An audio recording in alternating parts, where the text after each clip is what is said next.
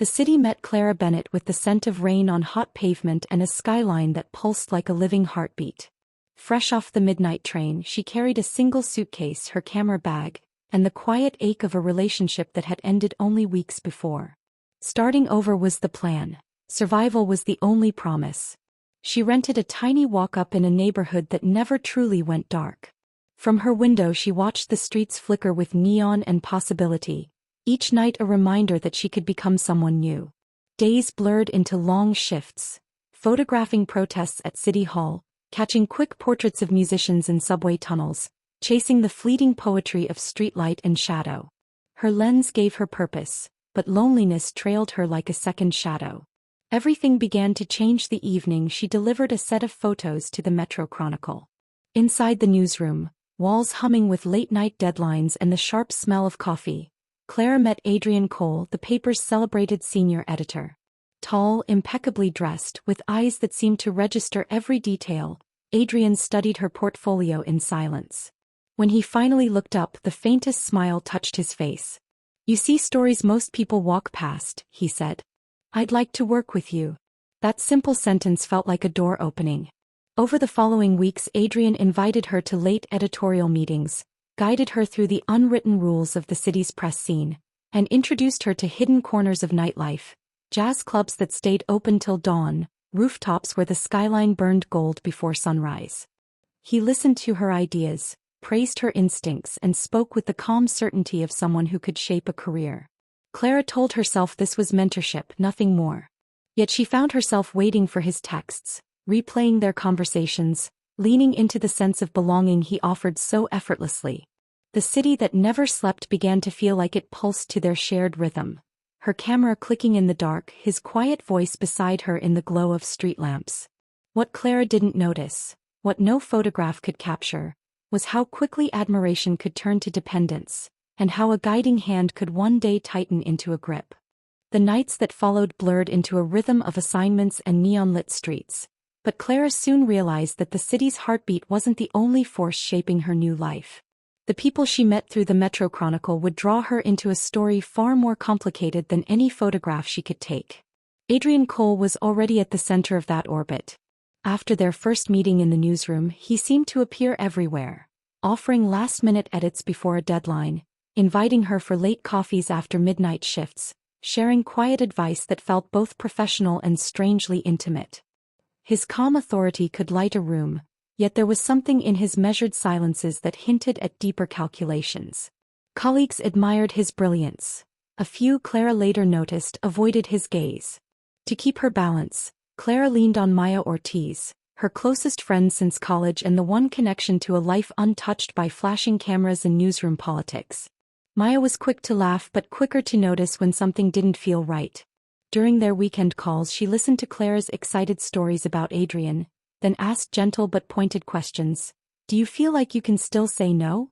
Maya's steady presence became Clara's quiet refuge as the city pressed in. One rainy night brought Jonas Reed back into the Chronicle's orbit.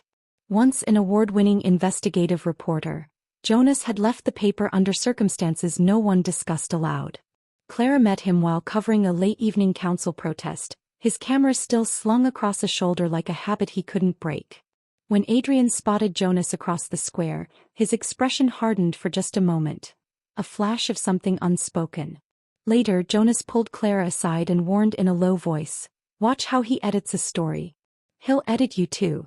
Together these three, Adrian with his quiet magnetism, Maya with her unshakable intuition, and Jonas carrying secrets from the past, would soon shape Clara's path more than any headline. Their choices and silences would decide whether the subtle games of gaslighting stayed hidden in the shadows or finally came to light. At first, working with Adrian felt like a gift. Clara saw her photographs published on the front page, her byline catching the eye of strangers in coffee shops. Adrian congratulated her with a half-smile, as though he had been the one to discover her hidden brilliance. She told Maya about his guidance, and Maya's voice on the phone was cautious. "I'm glad he believes in you, but don't let him rewrite your voice." Clara laughed it off, until the rewrites began. One late evening in the newsroom, Adrian leaned over her desk, a red pen gliding across her draft. "These numbers don't line up," he murmured, scratching out paragraphs. Clara frowned. I checked them twice, Adrian. They're from the city's public records. He didn't look up. Then you misunderstood them. It's fine, I'll fix it. You're still learning. The changes grew larger with each assignment. Entire sections disappeared, replaced with Adrian's own phrasing. When she pointed out the omissions, he replied gently but firmly. Your facts are a little shaky. I'm just helping you. The first time it happened, she felt grateful. By the third time, doubt had taken root. It wasn't only the articles. Small memories began to slip through cracks he created. Clara remembered him agreeing to cover a rally together, but when she mentioned it, he shook his head with absolute certainty. We never discussed that, Clara. You must be confusing it with something else. The words were quiet, but the effect was sharp. She stared at her notebook, certain she had written it down.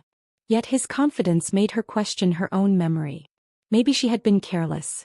Maybe she wasn't as precise as she thought. When Jonas reappeared one night with a casual nod in her direction, Clara thought about telling him. But the warning he had given her before, "He'll rewrite you too," echoed in her mind. She wasn't ready to admit he might be right. And so Clara began to hesitate. Each time Adrian offered an edit or dismissed her recollection, she paused before pushing back. The city still roared outside, but inside the Chronicle's walls, Clara's voice grew quieter. That silence was the first sign, the first red flag, that trust could be twisted into something far more dangerous. The edits had become routine, but Adrian's influence reached far beyond Clara's drafts. At first it was a passing remark during a late-night layout meeting. Maya seems a little jealous of the time we spend together. Be careful what you share with her. Clara brushed it off with a laugh, yet the words clung to her thoughts like damp fog. Soon the comments sharpened. When Clara mentioned an invitation to meet old college friends, Adrian tilted his head with a faint smile. You know, they don't really understand the work you're doing here. People envy talent. I just don't want them turning you against the team, or against me. He said it as if he were protecting her, but each sentence slid a wedge a little deeper. The jokes began next. During a photo review, Adrian leaned close and murmured just loud enough for others to hear. Without me, your career would fall apart. Luckily, you have me to keep you on track. His tone was playful, but his eyes held an edge that made Clara's stomach tighten. If she frowned, he chuckled and added, Don't be so sensitive. I'm only teasing. Gradually, invitations from colleagues stopped reaching her desk. Group messages faded. Even Maya, once her constant confidant, grew distant. Not by choice but because Clara started answering calls with a tired, I'm busy tonight. Adrian's voice, calm and steady, filled the silence. See? I told you they don't really get you. It's just you and me who understand how this city works. By the end of that month, Clara's world had narrowed to a few dimly lit offices, late dinners, and the quiet hum of Adrian's approval. The city still blazed outside the newsroom windows, but inside her circle of trust had shrunk to a single person, the one who was quietly erasing everyone else. Weeks of quiet tension finally ignited into open conflict. Clara had grown used to Adrian's late-night edits, but the latest headline in the Metro Chronicle stopped her cold. It was her investigation. Every photograph, every carefully verified fact, published under Adrian's byline with only a brief mention of staff contributions. Her first reaction was disbelief. She combed through the shared drive and found something worse. The original files she had uploaded were missing, replaced by new versions stamped with Adrian's digital signature. Her notes, meticulously time-stamped, were intact on her own hard drive. The evidence was clear, if anyone cared to see it. When she confronted him in the quiet of the nearly empty newsroom, Adrian's response was a masterclass in gaslighting.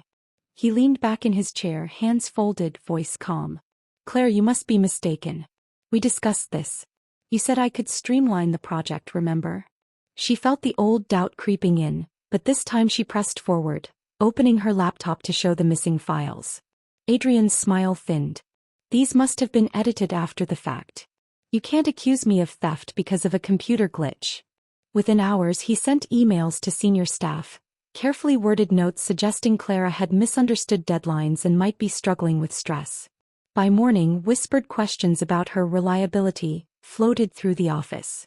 That was when Jonas stepped out of the shadows of his own past. He arrived unannounced, a folder in hand, and asked Clara for a private word. Inside were records from years earlier. Articles he had written mysteriously reassigned to Adrian after Jonas's sudden resignation. He spoke quietly but firmly. I watched him do this to me. I didn't have proof then. You do now. With Jonas's testimony and her own meticulous files, Clara finally had a case that couldn't be erased or rewritten. The mentor who had once seemed to shape her career now stood revealed as a thief and manipulator, and the calm mask of gaslighting was beginning to crack. The newsroom felt colder after the confrontation, as if every flicker of fluorescent light carried a hidden whisper. Adrian greeted Clara with the same polished calm as though their argument, and her evidence, had never existed. One evening when she mentioned the missing files again, he only tilted his head. Clara, you're letting stress cloud your memory. We went over this. Maybe keep better notes next time. The certainty in his voice struck harder than the words themselves. Something inside her shifted. If he could rewrite entire stories, perhaps he believed he could rewrite her reality too. That night Clara opened a new notebook and titled it Truth Journal. Every conversation, every deadline, every meeting went onto its pages. Dates, exact phrases, photographs of marked-up drafts, screenshots of emails before he could alter them. She even used her camera to capture the timestamps on office servers. Each entry felt like laying one more brick in a wall that would hold back the tide of doubt. Maya noticed the change first. During a late coffee at Maya's apartment, Clara slid the journal across the table. Her friend read silently, eyes narrowing at the precise records of Adrian's contradictions. This isn't you being careful, Maya said finally. This is classic gaslighting. He wants you to question your own memory so he can stay in control. Hearing the word aloud was like a key turning in a locked door. For weeks Clara had suspected something unnamed. Now it had a name and proof. The power Adrian held began to shrink, replaced by a steady resolve that no one could erase. The next editorial meeting buzzed with the low tension of breaking news. Editors clustered around a long glass table, laptops glowing, the city's skyline flickering through the windows behind them. Clara walked in early, her camera bag heavy with more than equipment. Inside it lay her truth journal, flash drives, and every screenshot and photo she had collected. Tonight would not be about photographs. It would be about proof. Adrian entered moments later, perfectly composed in a dark suit, his expression a mask of easy confidence. Let's begin, he said smoothly, as though the past weeks of quiet warfare had never existed. Clara waited until the discussion turned to the feature story, the very investigation Adrian had stolen. Her voice cut through the room. I have documentation showing that the research, the photographs, and the original drafts were all mine. A hush fell. Screens dimmed. Adrian gave a soft chuckle. Claire, we've talked about this. You agreed I'd finalize the piece. Perhaps you're... She opened the journal, sliding photographs and time-stamped files across the table. Jonas, seated near the door, stood and added a folder of his own. Evidence of identical tactics Adrian had used years earlier. Maya's presence on a video call lit the screen at Clara's side, her calm voice steadying the silence. I can verify Clara's records. I've seen every entry as it happened. The editors leaned forward, eyes moving from Clara's meticulous notes to Jonas's testimony. Adrian's smooth composure began to crack. He shifted in his chair, searching for a counter-narrative that no longer existed. Each denial met another piece of proof, another witness. The power he had built on quiet manipulation dissolved under the weight of documented truth. When the meeting ended, Clara remained standing, heart pounding but unshaken. For the first time, Adrian had no story left to rewrite.